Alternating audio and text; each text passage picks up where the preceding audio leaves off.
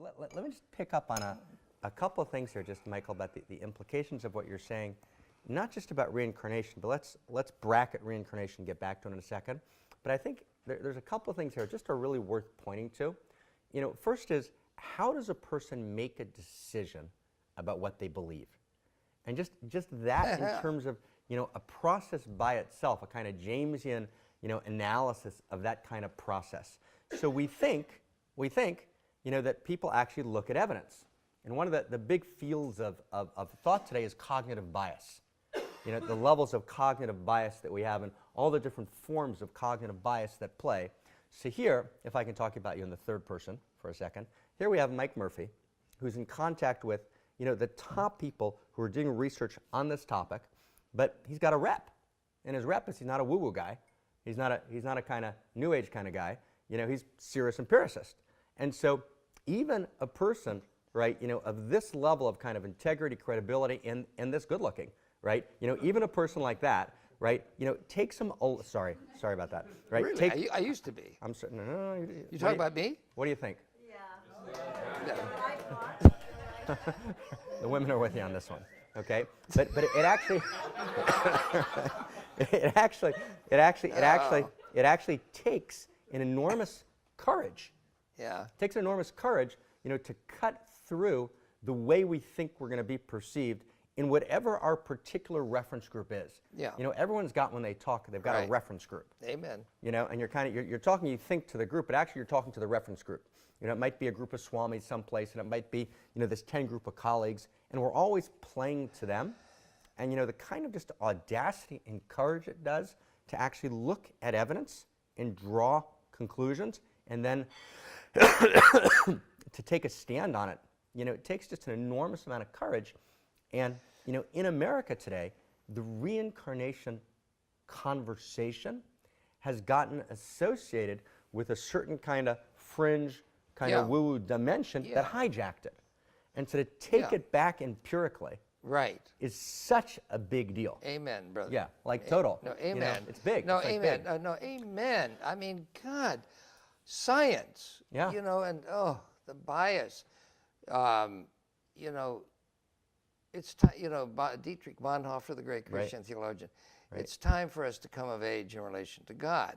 Right. Now, Voltaire was saying this, you know, in 1700, but 1750. But Diderot gave up on God. I mean, the whole French Enlightenment. I mean, the human race is growing up. We just got to become adults. But my age group who got into this, they then got swallowed in Vedanta and Buddhism. Right. And they thought they had grown up. And that So they got to this point. Now there are other subjects beside reincarnation. for sure. Where I say these old time, even the best of Vedanta and all of this puts a squelch on the human potential. Right. And this would be a whole other evening. But in other words, we have to thank the traditions for what they give us, and say. And I believe the greatest leaders, religious leaders, they've always been that way. They were that way. Jesus, you know, was not nice. I mean, you know, if you were a Pharisee, I don't think you'd think he was a nice guy. So in other words, these guys were cult busters. Right. They were to break out into a better dispensation for humankind, and it's part of being human. It's to keep going. Let's keep going. And we don't really know. I mean, but what a chance. Yeah. This is where I get excited and where I get frustrated.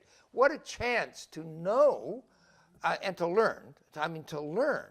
And precisely because it is the global village and you do have contradictory ideas, no period of human history has had so much publicly available knowledge there right in front of us. But it means we have to keep going into this undiscovered country. Yeah, yeah, and let's map, you know, as we go into this country, you know, just maybe a side point and then directly back to this reincarnation conversation. But here's the side point, which is, so why is Esalen convening this conference, you know, this coming October? Well, the answer is because, meaning they decided to, and that's kind of the new moment in the world. In other words, you would think, as Michael said, this should be happening at Harvard or Stanford, or, you know, they should be convening it. But actually, because Michael had a passion for this, and because he then, as a unique self, kind of gathered the conversation and decided that Esalen should do it, so Esalen's now become the center of this conversation. And that's the potential of a kind of activist think tank that says, we're going to actually focus resources. Well, this is what you want to do. And we're doing something similar in parallel, but it's like Yeah. the ability to do that didn't Right. exist 50 years ago. 60, 70. Today, you can do it because you can draw the people, you can connect them virtually. This has always been, Mark, Please. there have always been, the Society of Psychical Research in the 1880s. Okay, but then evolution meanders more than it progresses. So God is waking up in the course of time. That's what the cosmos is. It's God turning himself inside out. I'm using himself. The aristocracy is turning itself inside out. In other words, the divine that is in this inanimate matter is in the course of time disclosing itself. Awakening. We to are itself. part of it. It's up to us now. That's what we are doing. But these fellowships have always formed.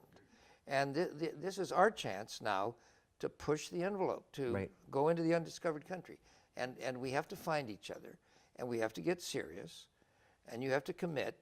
And you have to, it's blood, sweat, and tears. Right.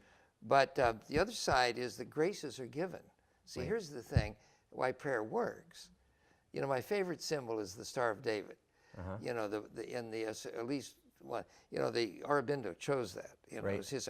The bottom triangle is matter aspiring toward the divine, and the top triangle is the divine answering the call of nature. Why? They're both divine. They're lovers. Right.